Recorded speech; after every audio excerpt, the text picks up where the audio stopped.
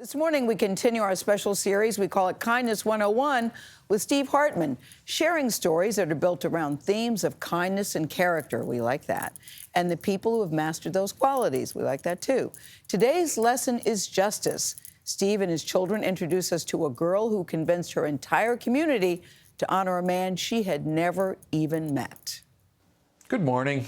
This is my daughter, Meryl, and today we are crusaders for justice. And to start us on our mission, let's toss it over to Meryl's brother, Emmett, at the dictionary desk. Emmett? Justice is the principle that people receive what they deserve.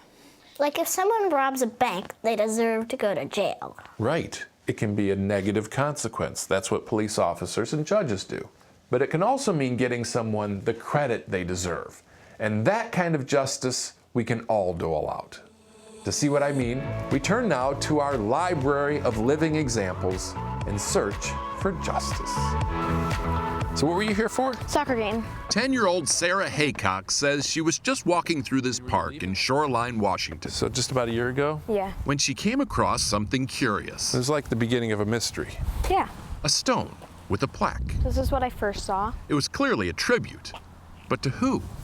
Edwin T. Pratt, 1930 through 1969.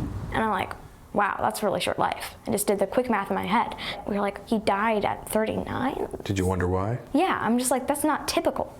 And since there were no other markings and no one around to ask, There were no other clues. Sarah took it upon herself to learn all she could about the life and death of Edwin Pratt. She learned he was director of the Seattle Urban League, worked on school desegregation, and was the first black person to move into Sarah's town. It was a bold and fatal decision.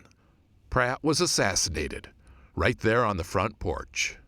It was just the lack of recognition. He's got to have something more than just a plaque outside of a bathroom. About that same time, across the street from Sarah's school, she noticed the district was putting up a new early learning center.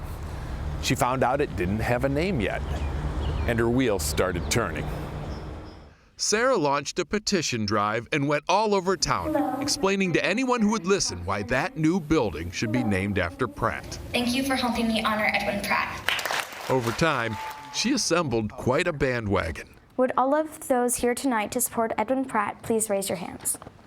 At this point, the school board really had no choice but to vote on her recommendation. All in favor say aye. Aye. All opposed say nay. The vote is unanimous. The motion carries. About a year after that vote, the Edwin Pratt Early Learning Center opened for business. Sarah got to tour the school with some Pratt relatives who flew in to meet her and rediscover him. We as a family have gotten to know more about my uncle than I think we ever would have had this not happened. And we can't ever thank you enough for that. Because of Sarah, there will never be another kid in Shoreline who doesn't know the name Edwin Pratt. And someday, if she keeps this up, everyone will also know the name. Thank you. Sarah Haycox. Sarah for president. Sarah Haycox, my choice for the next Justice League superhero, joins us now. Sarah, welcome to Kindness 101. Thank you. When you first saw the name on the school, what did that feel like? I could picture it in my head when it wasn't actually a thing, but just to see it felt really good to be like, yeah, that actually happened. When a lot of people see injustices, they think, oh, that's not my problem. What made you think that you wanted to take this on? I think injustice is kind of everyone's problem. If you can do something, why not? What message do you have for kids like me and Emmett who want to do this stuff? I would say just go for it. You never really know what will happen.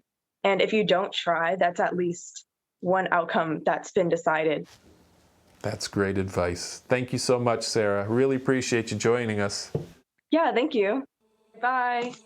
So, next time you see someone not getting the credit they deserve, do them justice. And don't forget to stay kind. It's my favorite part. Joining us now in the studio are Steve and his favorite son, that would be Emmett. His favorite daughter, that would be Meryl. Emmett is 12 and Meryl is 8. Welcome, Hartman family. Thank you. Mom Andrea is over there taking pictures.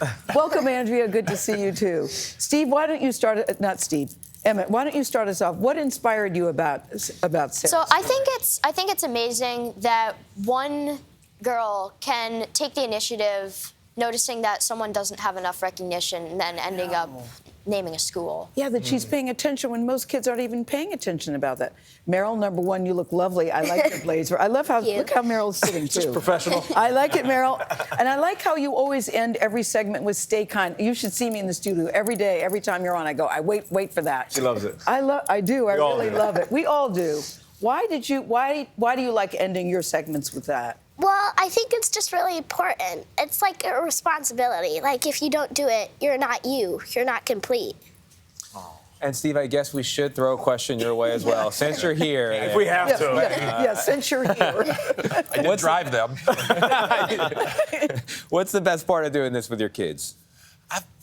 Kindness is something, and all the things we talk about, we all need reminders. It's not something you learn once and you're done with it. And I think it's great doing it with my kids because although these lessons do sink in, they do need reminders. They're typical kids. And the adults watching, I think, need reminders too. So it's good to be, doing this over and over because, it takes a while to sink in. Yeah, you can't just do it. It's not a one-and-done thing. Right. That's why I encourage people to watch these over and over. Yes. And speaking of watching these over and over, Emmett or Meryl, you can take this. What does it feel like to know that these videos, these clips are being shown in classrooms around the country, maybe even around the world? Well, I feel like it's just amazing to see that someone listens, someone knows that you're doing something and that it makes a difference in the world. Yeah, Emmett, it's quite a powerful thing. You're over there on the dictionary desk, and your words are going all around the world. Yeah. It's definitely nice to know that other people are listening. I feel that too. Steve, I get stopped on the street by teachers mostly, but sometimes adults, but mostly teachers who say, how can I get this in my classroom? I love what you guys are doing. It's so needed in the world. You must be getting this. If I'm getting stopped, I know you must be getting No, we found requests.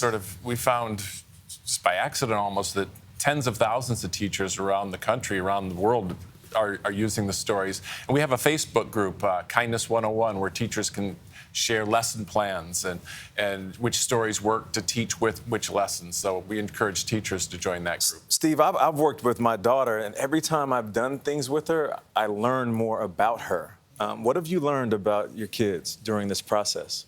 I've learned that they are much deeper thinkers than I probably gave them credit for originally. Wow.